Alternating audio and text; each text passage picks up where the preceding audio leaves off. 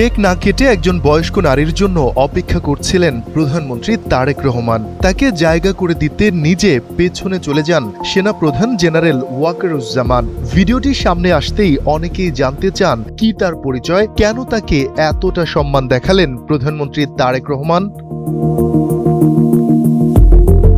ঘটনাটি ঢাকা সেনানিবাসের। রোববার president guard regiment PGR এর প্রতিষ্ঠা বার্ষিকী উপলক্ষে আয়োজিত অনুষ্ঠানে অংশ নেন প্রধানমন্ত্রী।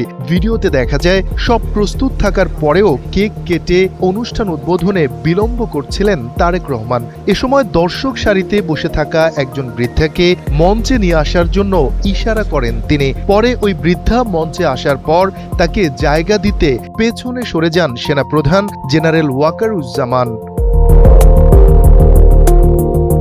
জানা গেছে ওই নারীর নাম রওশন আরা আক্তার। তিনি বীর মুক্তিযোদ্ধা শহীদ নায়েক আবু তাহেরের স্ত্রী। শহীদ আবু তাহের ছিলেন প্রেসিডেন্ট জিয়াউর রহমানের দেহরক্ষী। মহান স্বাধীনতা যুদ্ধে সেক্টর ২ এর অধীনে সক্রিয়ভাবে সম্মুখ যুদ্ধে অংশগ্রহণ করেন নায়েক আবু তাহের।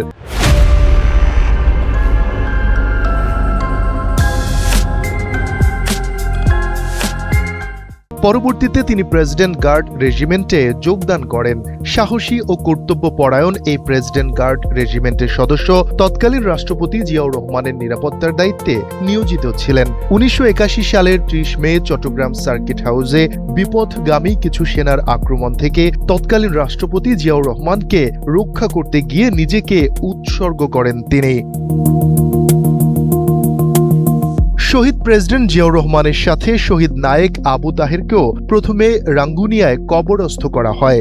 ঘটনার ২ দিন পর আবু তাহেরের মরদেহ কবর থেকে তুলে এনে নিজ গ্রামের বাড়ি বারেরা কুমিল্লা সিলেট মহাসড়কের পাশে দাফন করা হয়।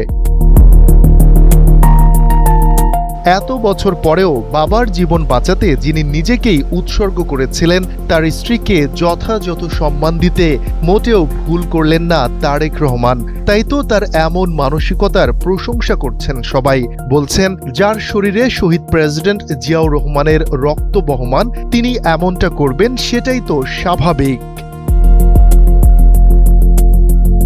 শফিকুল ইসলাম শান্ত, এনপিবি।